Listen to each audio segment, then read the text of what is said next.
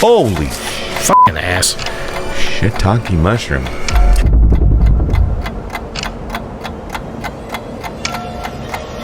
Hey, don't go the wrong way.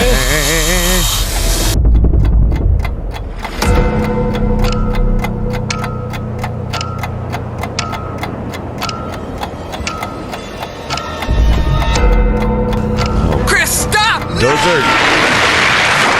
Okay. Richard just got the ate out of him by a shark.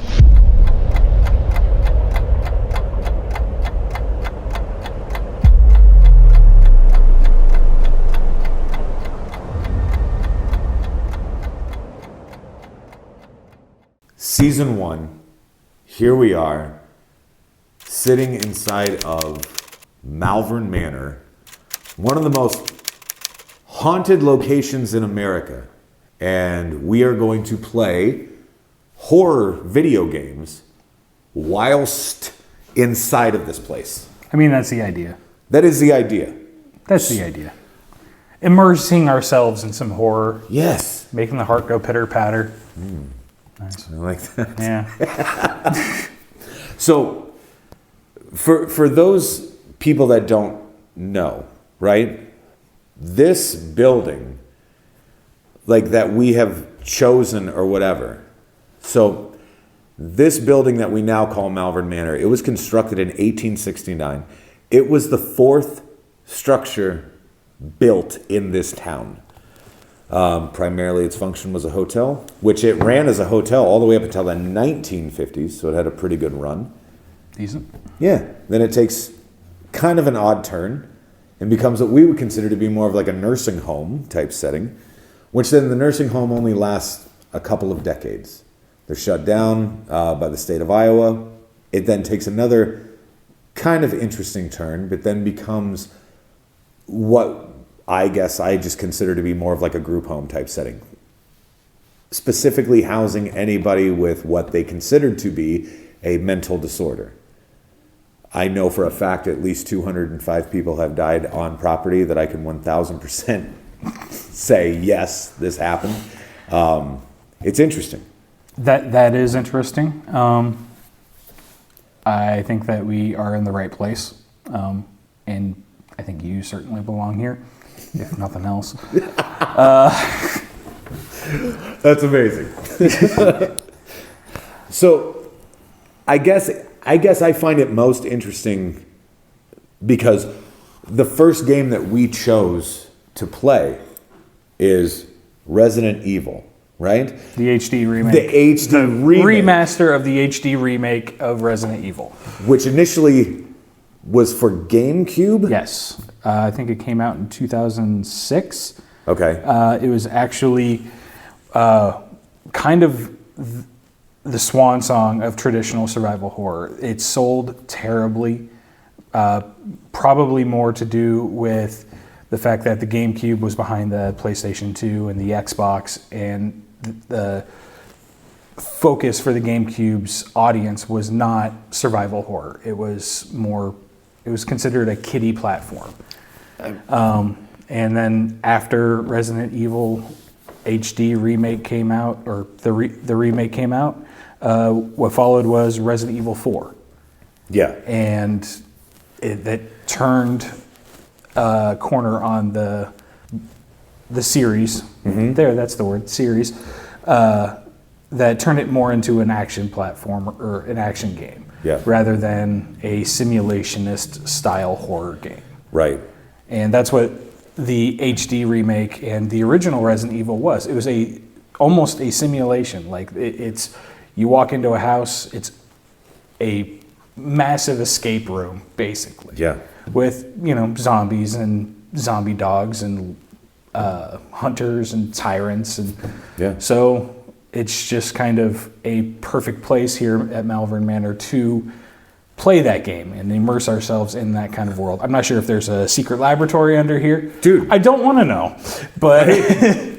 Your guess is as good as mine. All right, you have, right here at this building, 10,000 square feet of what I call paranormal playground. And, I mean, the way the building is set up in and of itself reminds me of the Spencer Mansion from Resident Evil. Yeah, very much so. Like, you could walk in here and say, wow, what a mansion. Well, not quite, but, you know. Right. But you're absolutely right. I mean, and there's weird, like, there's twists, there's turns, there's funky staircases downstairs, for example, that literally lead to seemingly nowhere. Like, it's odd. Everything about this is odd, but like, just talking like Resident Evil, survival horror at its finest, like, this is a perfect setting for you and I to sit down and do something. Very much so. Because if, like, just walking the halls of this place with you the last couple days when we were discussing doing this, there are, like, in the video game, you know, all the camera angles are static, and it obstructs your view. You can't really tell what's around the corner, and sometimes you come around the corner and there's shit in your line of sight, and you're just like, what the hell is over there? Right. I have no idea, and Right. It's a complete mystery. I've spent some time in here now with you, and I'm getting used to the layout, but it's still like, I don't know where I'm going. I can make my way to the bathroom. That's about it. Perfect. That's all you need. You know, the bathroom, and of course, now the coffee maker. Yeah, that's important. Which is also another strong point of what we do. Like, first of all, we both love coffee. Yeah. Like, let's be honest, I freaking love coffee. It's the only thing that gets me through my day. I mean, honest to Caffeine. God, caffeine and sarcasm, that's my fuel, okay? Some nicotine here and there. A lot of nicotine. But, you know, it's I don't know, I think having our coffee drinks and things like that, and playing the video games, smoking the cigarettes or the cigars or whatever we feel like, man, this, if nothing else, is just going to be so much fun. Yeah, I mean, I'm looking at it as an excuse to hang out with you. It's been a few years since we've actually really had an opportunity to hang out when I was living in Kansas City and stuff. Yeah. I'm back now, and it's a good opportunity to kind of reconnect. Let me ask you, I know that we have played through, like, the original Resident Evil 2 together, I believe. Do you have any personal experiences with this game or the original game in that informed your decision to go with Resident Evil? I mean, I remember specifically getting a PlayStation, the OG PlayStation. Yeah.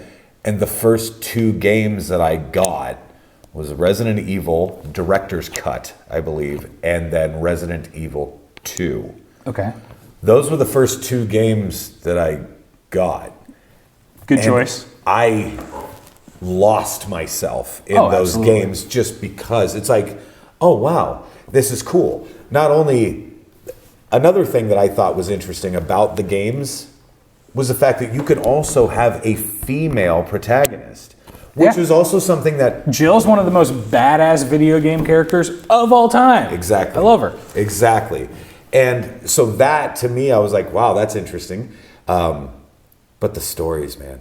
And the fact that you can literally just run around that mansion and want to pull your hair out. And then something clicks and you're like, oh, all I needed to do was unlock this door or whatever, you know? Yeah, And then yeah. it's like everything that kind of falls back into place. It is such a cool series. I've always loved Resident Evil. I've always loved survival horror, period. But just the idea of being able to sit down, play through some of these games, and just have a blast. Yeah. This is going to be fun. This will be fun. Yeah. Now, I could ask you the same question then. I mean, what about you and your experience with Resident Evil? It's a very vivid, my first exposure to Resident Evil is a very vivid memory for me. I first played it when I was 16 years old, I think. Yeah, I was 16. And my buddy Dave had brought over his PlayStation. One of the only real games that he had was Resident Evil. Mm-hmm. And we plugged it into the TV, and I played through it all in one night. did not sleep at all. But it was just one of those games. Like, have you ever had watched a movie or listened to a record or read a book or even just like had a dinner that was so perfect for that time and place that it just kind of like it ruined everything else for you for a while? That makes sense. That was what Resident Evil was for me. And it was about a lot of what we had discussed when you brought up this idea. Like, I spent my youth exploring abandoned farmhouses and country cemeteries, and so much of that series is about just going through and exploring and seeing what stories can be told. And I find that incredibly interesting. Yeah. And not only that, but I remember reading about the development of Resident Evil like a year or so after I had originally seen it, and it was like the Capcom hired a company to write the story or whatever, and I was like, that was the first time it ever clicked in my head that like, oh, video games hire writers. And that was like my first like foray into writing creative works. It was fan fiction, for lack of a better term, but Sure. I was just like, I'm like, I'm going to write a Resident Evil story. So I started writing the Resident Evil story. I read all of the novels. Oh, and yeah. they were so bad, but they were so good at the same time. S.D. Perry. By S.D. Perry, yes. yeah. I have a couple of those. I have all of them. And, you know, I was throwing everything in that little fan fiction story. You know, I was bringing in the characters from Dino Crisis, which was also developed by Capcom. Yes. I think I even threw Ava Brea in it from Parasite Eve. That's for awesome. fun. That's awesome. But it was just kind of one of those magical summer days of, you know, my teenage years that it sparked some kind of inspiration in my head, and it kind of ruined horror for me for a while until a few years later when I decided to play through Silent Hill and watch The Exorcist on the same night. Dude. Yeah, it was painful. Why? God damn. Apparently, I was just like, I can do this, and I was scared out of my mind the whole night. That's amazing. So I know, like, you know, as we shoot this, as we film this or whatever, we've already started. Yes. We've already started the game. Yes. Now, I will also point out for the people that are watching at home as well, the first 2 episodes that we're putting out are going to be very difficult to watch. And I mean, when I say very difficult to watch, I mean they're gonna be difficult to watch because I fucked up and I didn't have a good camera on us. Excuse me, the camera that was on us was great. It was the capture that was horrible. The capture wasn't at full capacity, and it's like at 480 or some shit like that. Like, it sucks. I mean, honestly, Everything else from that point on is 1080, if not better. I mean, nice disclaimer to let people know that it's going to get better, but this is a Episode learning. 3 looks great. This is a learning experience. We are learning. Right. So, and that's another thing that I wanted to go over too. As we're playing through this, it's going to be interesting because we're gonna fuck up. This isn't some fun little speed run type thing. We're not professionals.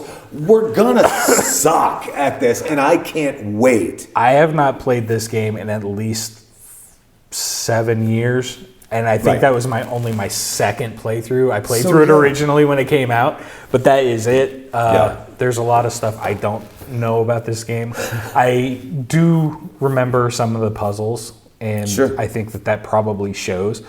But, you know, I'm still going to fumble a lot because, 1, I'm human, and 2, like, it's not a game that I have really wanted to just absolutely destroy, go through over and over and over and over again, because then you get like diminishing returns, and it's not as effective. It's like any horror in my experience, the less you expose yourself to it, the more effective it is. Because then you can't really anticipate things that are around the corner. But it does continue to build that anticipation, that dread, Yeah. as you play it, because you're like, it's been a while since I've had to kill something. Like, why is the game giving me so much ammo? Shit, something's coming. Yeah. One thing I do appreciate about this game, though, it does not kind of fall into the modern traps. It does not give you an auto save. It does not just let you save for free. It continues to use the ink ribbons, and if you ever get in a position where you can't get past it and there's no more ink ribbons or anything like that, you can practically brick your game if you play really bad. So I am very excited to go through this and kind of relive this nostalgic summer, or whatever, that nostalgic summer that I had when I was 16. I think the only thing left to do is to basically hope the audience has as much fun as we do playing this game, watching us fuck up, watching us struggle, watching us laugh. Oh, there's going to be fuck ups. There's going to be a lot of fuck ups. And I think that's going to be on every level. Part of the this. gameplay, as well as the production, as well as our timing. I mean, episodes 1 and 2, there's a prime example of the fuck ups. Okay? Like, oh my God. I don't even want to tell you how long I spent. Just the edit process of that. Wanted to pull my hair out, didn't, because there's not a lot left. But still, you got plenty of hair. But regardless, I hope the peeps are gonna like this. But I mean, I say let's get after it. Okay.